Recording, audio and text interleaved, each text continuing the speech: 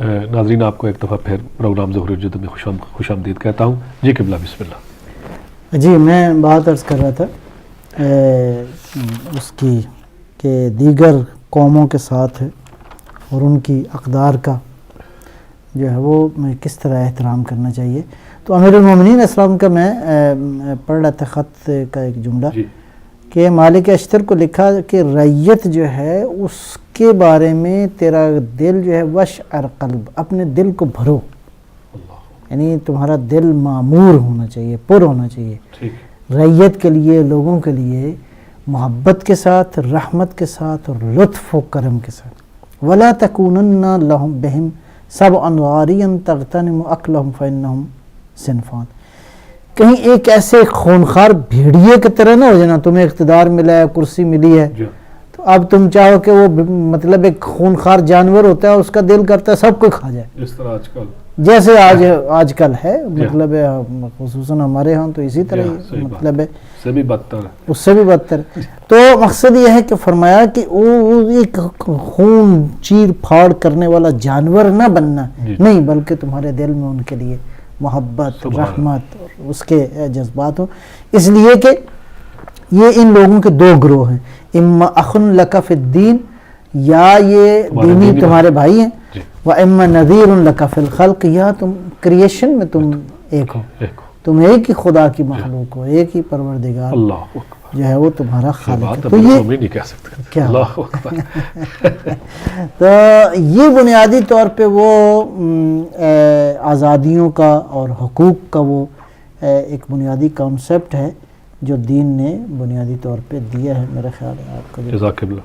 قبلہ حجۃ الوداع کے موقع پر جناب رسول اکرم صلی اللہ علیہ وآلہ وسلم نے میدان عرفات میں ایک انسانی منشور دیا تھا، اس پہ رہنمائی چاہوں گا. میں عرض کروں آپ کی خدمت میں، ہم آزادیوں کی بات کرتے ہیں، حقوق کی بات کرتے ہیں، جی جی، اور نبی اکرم سے بڑھ کے کون ہو سکتا ہے بے شک کہ جو حقوق کی بات کرے، سید الاحرار، سید الاحرار سبحان اللہ.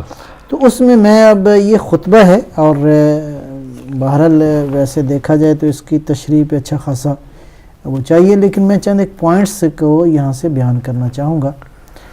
اور یہ ظاہر ہے کہ حجۃ الوداع وہ زمانہ ہے کہ پیغمبر اکرم صلی اللہ علیہ وسلم امت کو اعلان فرما رہے ہیں کہ میں اب میرا سفر ہے اور میں دنیا سے جانے والا ہوں. اس کے بعد ایسے موقع پر مجھے نہیں پاؤ گا، یعنی یہ واضح اعلان ہے کہ اب میں تمہیں ایک قیامت تک رہنے والی کچھ باتیں کرنے جا رہا ہوں، یعنی ایک ایسا چارٹر دے رہا ہوں کہ جس پہ تم نے میری عدم موجودگی میں عمل کرنا ہے. اور ایک خطبہ جو ہے حضرت نے دیا میدان عرفات میں، اور اگلا جو بلیغ اور طویل خطبہ ہے وہ میدان غدیر پہ ارشاد فرمایا. تو یہ جو خطبہ ہے میں اس کے بعض جملے عرض کرتا ہوں آپ کی خدمت میں. بسم اللہ الرحمن الرحیم. ایھا الناس اسمعوا منی ابین لکم فانی لا ادری لعلی اللہ القاکم بعد عامی ھذا فی موقفی ھذا.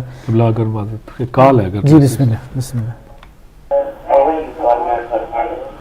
جی السلام علیکم. جی کون کہاں سے؟ جی وعلیکم السلام ورحمۃ اللہ وبرکاتہ، اور سعید سرکار کو بھی السلام علیکم. وعلیکم السلام ورحمۃ اللہ. شاہ صاحب سعید بادشاہ، بات یہ ہے کہ آج آپ سے بات ہوئی تھی میری، یہ راہب کا نام جو آتا ہے یہ راہب دت کا نام آتا ہے، اور اس کا تعلق ہندوستان سے بتایا جاتا ہے، اور وہ یہ بھی کہا جاتا ہے کہ وہ اپنے وقت کا کوئی بادشاہ بھی تھا، اور اس کے 7 بیٹے جو ہیں، جو مختلف روایت بہت سی ہیں، لیکن ایک میں ہے کہ 7 بیٹے اس کے کربلا میں شہید ہوئے تھے، اور وہ اکیلا بچا تھا جو پھر واپس ہندوستان میں آیا. بہرحال اس کو چھوڑنے کے بعد میں ایک اور بات آپ سے پوچھنا چاہتا ہوں کہ میرے پاس آسن الحدیث ہے محترم قبلہ علامہ طالب جوہری صاحب کی، اس میں انہوں نے جو الہامی کتابیں ہیں ان کے حوالے کچھ پیش کیے ہوئے ہیں، اور اس میں ایک دلچسپ بات جو انہوں نے کی ہے وہ حضرت آدم علیہ السلام کی خلقت سے بھی پہلے کی ہے، اور جن کا نام انہوں نے بتایا وہ جنوں میں سے ہے، اور ان کا نام مہادیو بتایا ہے انہوں نے. تو انہوں نے بھی یہ आले मोहम्मद के आने की इस दुनिया में और अल्लाह ताला का दीन पूरी दुनिया में फैलाने की बात की है।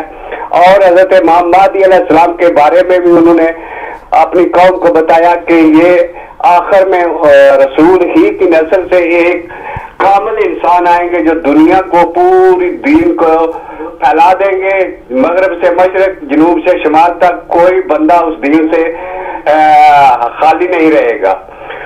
तो क्या वजह है कि मुसलमानों ने क्यों इसको इतना छुपाया कि सरकार की आमद को बिल्कुल या तो माना ही नहीं, सिर्फ यह कहा कि आएंगे जरूर, लेकिन उसमें इतने शक व शुबहात डाले, इसकी क्या वजह थी? जी जज़ाकल्लाह क़िबला, इंशाअल्लाह देखते रहिए प्रोग्राम, इंशाअल्लाह बात होगी जी। जी अच्छा जी, तो अच्छा मैं अर्ज़ कर रहा था खुतबे की तरफ। जी जी, तो उसमें जो चंद एक बुनियादी उसूल हज़रत ने बयान फरमाया। नंबर 1, अय्युहन्नास इन्न दिमाअकुम व अमवालकुम अलैकुम हराम इला अन तलक़ू रब्बकुम, लोगों तुम्हारे खून और माल एक दूसरे पर हराम है। कब तक है? जब तक तुम अपने परवरदिगार से मिलोगे। यानी इससे बड़ी और बात क्या हो सकती है? कोई गुंजाइश नहीं। यानी तुम्हारे माल भी एक दूसरे पर हराम है, तुम्हारी जानें भी एक दूसरे, खून भी तुम्हारा हराम है। लिहाजा इस मामले में, बल्कि फिर हर एक बात करने के बाद हज़रत ने इरशाद फरमाया, अला हल बल्लग, तो बताओ कि मैंने बात पहुंचा दी है तुम तक। हल बल्लग, तो क्या पैगाम पहुंचा दिया, क्या पैगाम पहुंच गया? तो अल्लाहुम्मा अशहद, परवरदिगार गवाह रहना मैंने पैगाम पहुंचा दिया। हजरत एक एक बात करते जाते हैं और आखिर में ये जुमला जो है वो इरशाद फरमाते हैं। आप देखें कि आखिरी वक्त जो खुतबा इरशाद फरमा रहे हैं, इसका मतलब ये है कि ये अहम, सब कुछ अहम है, इसमें कोई शक नहीं है, ये आखिरी होने के एतबार से अहम है। लिहाजा एक इंसानी मंशूर इसको आप कह सकते हैं। आगे फरमाया, फमन कानत इंदहु अमानतुन फलयुअद्दीहा इलल्लज़ी इतमनहु अलैहा, अमानतें पहुंचाओ वहाँ जहाँ से तुमने अख्ज़ की हैं। यानी अमानत, वही कुरान का हुक्म है कि अमानतों को अहल तक पहुंचाओ। ठीक है जी। अब ये बात, इसका मतलब है जो पैगंबर यहाँ बयान फरमा रहे हैं ये कुछ छोटी बातें नहीं है, सादा बात नहीं है, इतनी सादा नहीं है। यानी दीन के अहकाम और दीन की तालीमात का जो निचोड़ है वो हजूर वहाँ पे इरशाद फरमा रहे हैं। तो अमानतें, इसका मतलब है अहम है, और इन अमानतों का ताल्लुक हर एक चीज के साथ है, सिर्फ मादी भी है, मानवी भी है, इल्मी अमानतें भी हैं, और बहुत सारे, मतलब है जिंदगी में जहां कहीं आप देखें अमानत का मफहूम फिट बैठता है। तो इरशाद फरमाया कि अमानतों को उनके अहल तक पहुंचाओ। अगली बात फरमाया, इन्ना रिबल जाहिलिया मौजू, यानी ज़माने जाहिलियत का जो रिबा है वो ख़त्म कर दिया गया है। हत्ता जनाब अब्बास इब्न अब्दुल मुत्तलिब का कोई सिलसिला था, फरमाया वो भी ख़त्म। सही बात। इसका मतलब है उम्मत को, इंसानियत को एक ऐसे इक्तिसादी निज़ाम की तरफ तवज्जो दिला रहे हैं कि जहाँ इक्तिसादी इस्तेहसाल ख़त्म हो जाए, सही बात, एक्सप्लॉयटेशन ना हो। यानी जहाँ माल और खून के एक दूसरे पर हराम होने की बात की है, अमानतों को पहुँचाने की बात फरमाई है, वहाँ फरमाया है कि इक्तिसादी निज़ाम ऐसा होना चाहिए कि जो इस्तेहसाल पर मबनी ना हो। और उसके बाद इरशाद फरमाया कि ज़माने जाहिलियत का अगर खून है तो उसके बदला लेने वाली बात न करना, वो खून अब वो मौजू है, उसका ज़माना गुज़र गया। और ये बात यहाँ पे बयान फरमाई। मैं थोड़ा सा और आगे चलता हूँ। फिर आगे चल के एक जगह इरशाद फरमाया कि जो मुकद्दस महीनों को बदलने की कोशिश करता है वो कुफ्र, वो ज़्यादा गहरा कुफ्र है। अच्छा, अब मुकद्दस महीनों की एक जो है ना वो एक उसके पस मंज़र एक है कि वो ज़ाहिर है हजूर ने ख़ुद भी इरशाद फरमाया, ज़िक़ात, ज़िलहज, मुहर्रम और रजब, ये चार पूरा सदियों से एक सिलसिला आ रहा था कबल इस्लाम से। जी जी जी।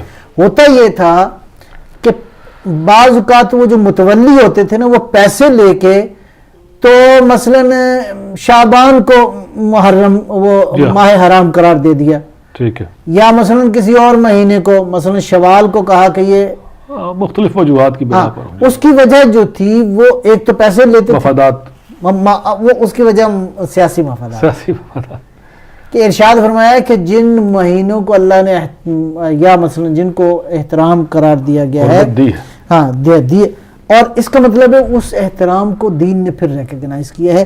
اور یہاں ارشاد فرمایا کہ دیکھو ان عدت الشہور عند اللہ 12 شہرا فی کتاب اللہ یوم خلق السماوات والارض، کہ جب سے زمین و آسمان خلق ہوئے ہیں اللہ نے 12 مہینے ہی قرار دیے. سبحان اللہ، 12 مہینے. ہاں یہ بھی بہرحال ایک بڑی اہم مطلب تھا جس کی طرف ارشاد فرمایا ہے. اور آگے چلیے، ابھی آزادی اور حقوق کی ہم بات کرتے ہیں. فرمایا ایھا الناس، لوگو ان لنسائکم علیکم حقا، تمہاری خواتین کا تم پر حق ہے. اب اس سے بڑی آزادی کی باتیں کیا ہو سکتی ہیں، اس سے بڑی حقوق کی. وَإِنَّ لَكُمْ عَلَيْهِنَّ حَقًّا، جس طرح تم پر حقوق ہیں تمہارے بھی ان پر حقوق ہیں. اور اسی طرح بہرحال یہ بڑی خوبصورت اس میں بات کی ہے کہ ان کے حقوق جو ہیں وہ ان کو تم ادا کرو، اور خواتین جو ہیں وہ ان کے حقوق زیادہ اہم ہیں. اس میں ایک نقطہ اور تھا کہ دیکھو ان کے حقوق ادا کرتے ہوئے کیا کرو، فَاتَّقُوا اللَّهَ فِي النِّسَاءِ وَاسْتَوْصَوْا بِهِنَّ خَيْرًا. میں خواتین کے بارے میں تمہیں تقوی الہی کی نصیحت کرتا ہوں جی، اور وَاسْتَوْصَوْا بِهِنَّ خَيْرًا، اور وصیت کرتا ہوں کہ ان کے ساتھ ذرا بہتری رہو. بدقسمتی سے ہمارے معاشرے میں اسی چیز کو بہت سبق لیا جاتا ہے. مقصد ہے یہ بات واقعی بہرحال ڈیٹیل میں ہی چاہتا ہوں کہ ایز اے شور میرے بہت جی ہاں نہیں مطلب بہت تفصیل طلب ہے. بہت مظلوم ہے ہمارے معاشرے میں خاتون، اور اس کے برعکس یہ جدید دور نے ایسا بھی کیا ہے کہ کہیں خاتون حاوی ہے اور مرد جو ہے وہ مظلومیت، شدت پسندی ہے دونوں طرف کسی حد تک. بیلنس دین اس کو بیلنس کا حکم دیا ہے. ایھا الناس انما المؤمنون اخوہ، جہاں تک ایمان کا تعلق ہے تو دیکھو صاحبان ایمان ایک دوسرے کے بھائی ہیں. اور فلا یحل لامرئ مال اخیہ الا عن طیب نفس، تمہارے بھائی کا مال تم پہ حلال نہیں ہے، یہ نہ سمجھنا کہ جو بھائی ہے چلو ٹھیک ہے کھا پی جائیں. ہاں خود راضی ہو تو کوئی بات نہیں. الا طیب نفس.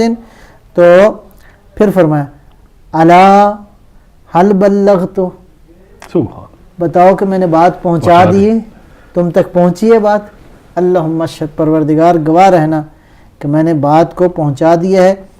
اس مرحلے میں حضور نے ایک بات اور بھی ارشاد فرمائی، اور وہ فرمایا کہ فإنی قد ترکت فیکم من ما ان اخذتم به لن تضلوا کتاب اللہ وعطرتی اہل بیتی، کہ میں تم میں 2 گراں قدر چیزیں چھوڑے جا رہا ہوں، ایک اللہ کی کتاب ہے اور میری عطرت ہے. البتہ یہ بھی ذکر ہے اور بعض روایات میں، البتہ برادران تو اہل سنت تو کہتے ہیں کہ نہیں، کتاب اور سنت کا ذکر ہے. تو چلو بہرحال سنت بھی عطرت ہی ہے. ہاں وہ بھی عطرت ہی ہے اس میں، یعنی سنت کو پوچھنا ہو تو ظاہر ہے عطرت کے پاس ہی جائیں گے، اور کہیں بھی آپ کو نہیں ملے گی سنت کی لفظ بدلنے سے مفہوم حقیقی شکل جو ہے وہ.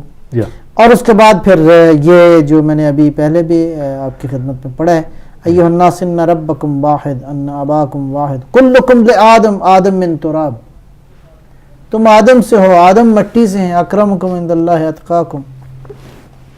آخر میں شاید حل بلغت، دیکھو میں نے بات تم تک پہنچا دی ہے. اور اس کے بعد قالوا، سب نے کہا نعم یا رسول اللہ. پھر ارشاد فرمایا فلیبلغ الشاہد منکم الغائب. یہ بات بڑی اہم سبحان اللہ کہ سرکار دو عالم کی اکثر سیرت طیبہ یہ تھی کہ احکام اہم دینے کے بعد ارشاد فرماتے تھے جو حاضر ہے وہ غائب تک پہنچاتا رہے. ریسپانسبلٹی نہ ہو، ذمہ داری ہے تمہاری. اچھا کہیں کہیں تو واضح کیا ہے الی یوم القیامہ، یعنی غدیر میں یہی ہے کہ جب حضرت نے اعلان فرما دیا کہ من کنت مولا فہذا علی مولا، پھر فرمایا فلیبلغ الحاضر الی الغائب تقریباً اس طرح جملہ ہے کہ جو موجود ہے وہ الی یوم القیامہ، یعنی قیامت تک یہ میسج چلتا رہے. ٹھیک ہے. علاوہ برین اگر یہ نہ بھی ہو تو خود فلیبلغ جو ہے وہ یہ صیغہ، یہ جو فعل ہے یہ فعل مضارع ہے جو نبی اکرم کا ارشاد یہ ہے کہ یہ بات رکے نہیں، جاری رہے، یہ میسج پہنچتا رہے، نسل در نسل جو ہے وہ پہنچتا رہے. اور اس کے بعد پھر وراثت کے بارے میں ارشاد فرمایا ایھا الناس ان اللہ قد قسم لکل وارث نصیبہ من المیراث، ہر وارث کے لیے پروردگار نے ایک جو ہے وہ حصہ مقرر فرمایا ہے. لہٰذا یہ ارشاد فرمانے کے بعد آخر میں ارشاد فرمایا. بہرحال خطبہ پھر یہاں پہ مکمل ہو جاتا ہے. اس کو اگر میں خلاصہ کروں تو سرکار دو عالم صلی اللہ علیہ وسلم نے جو چند ایک پوائنٹ اہم بیان فرمائے ہیں، ایک دوسرے کا مال و جان کی حرمت کی بات کی ہے، اور اس کے بعد جو ہے وہ سود کی ممانعت کی بات فرمائی ہے، پرانے خونوں کو معاف کرنے کی بات فرمائی ہے. اس کے علاوہ جو ہے وہ محترم مہینوں کی بات فرمائی ہے، خواتین کے حقوق کی بات کی ہے. ٹھیک ہے جی. مومن پہ ایسا نہیں ہے کہ فٹافٹی بھائی کے مال کو تم قبضہ کرو. اور اس کے بعد ایک انسانی بہت بڑا تصور دیا ہے، دیکھو تمہارا پروردگار ایک ہے، تمہارے والدین ایک ہیں، تم سب کے سب آدم کی اولاد ہو، آدم مٹی سے ہیں، اور رتبہ اور فضیلت جو ہے وہ میرٹ کو ہے. سبحان اللہ. ٹھیک ہے جی. والسلام علیکم ورحمۃ اللہ وبرکاتہ. اس سے بڑا جو ہے وہ اب کون سی چیز ہوگی کہ جو نبی اکرم نے ارشاد فرمائی ہو. جی کال ہے. جی بسم اللہ. جی السلام علیکم. جی کون کہاں سے؟ جی السلام علیکم جناب، میں حیدرآباد کا ہوں، مانچسٹر سے. جی جی بسم اللہ. میں ایک سوال ہے جو میں کرنا چاہوں گا، وہ یہ ہے کہ ابھی ہمارے قبلہ نواز صاحب نے جو چیزیں بیان کری ہیں اس میں اللہ اور رسول کی ہدایت کی تعلیمات اور ساری علمیت کے باوجود اور ہماری جو خلافت راشدہ کا دور ہے اور جو مسلمانوں نے جس دور میں ترقیاں کریں اسلام کی عظمت اور اس کی شان کی خاطر اور اللہ رسول کی ہدایت پر عمل کرتے ہوئے، یہ آج کی دنیا میں مسلمان آخر کیوں اتنا پسرا ہے؟ کیا ان کے پاس سے وہ تعلیمات ایک طرح سے ایسی مفقود ہو رہی ہیں کہ اس کا ان کے اوپر اثر نہیں ہوتا، یا ان کو صحیح تعلیم اور سمجھ دینے والا کوئی نہیں ہے؟ کیا مسلمانوں کی سیاست میں ہمیشہ ایسا ہی رول رہا ہے کہ جس میں ان کو ناکامیاں پہ ناکامیاں ہوتی رہی ہیں اور ہماری سیاست میں ایسے غلط لوگ آ گئے؟ تو ان سب ساری چیزوں کی ذمہ داری اور اصولاً کن چیزوں کے اوپر ہے؟ اور دوسرا سوال میں آپ سے یہ پوچھنا چاہوں گا کہ ایران کی جو سب موجودہ طرز حکومت ہے اس میں کیا ایک خاص بات آپ دیکھتے ہیں کہ جس میں ایک خاص چیز نظر آتی ہے کہ جس میں ایک اسلامی طرز حکومت کا کچھ رنگ نظر آتا ہے بمقابلہ پاکستان کے؟ یہ سب عملی چیزیں ہیں جو ہم کو اپنے علماء حضرات سے سوچنی ہیں اور سمجھنی ہیں اور ان کا پریکٹیکل رول اس چیز میں سمجھنا ہے. تو ذرا اس پر روشنی ڈالیے. جی جزاک اللہ. وعلیکم السلام. قبلہ وقت کے دوران بالکل گنجائش کم ہے، تو دو سوال ہے ہمارے پاس. اچھا ٹھیک ہے، میں پھر باقی بات جی انشاءاللہ. بات بڑی وسیع ہے جو ہمیں ہونے جا رہی تھی. پہلے سوال جی بسم اللہ.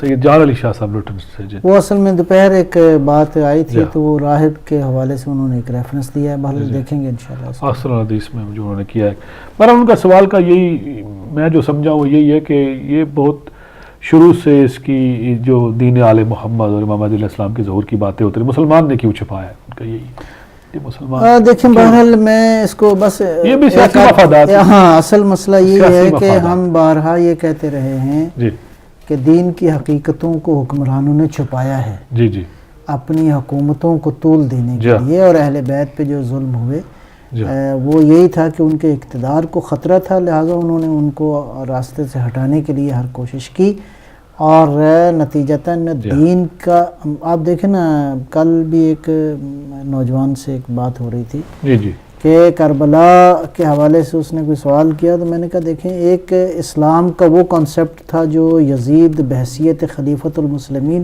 پیش کر رہا تھا، ایک وہ حقیقی کانسیپٹ تھا.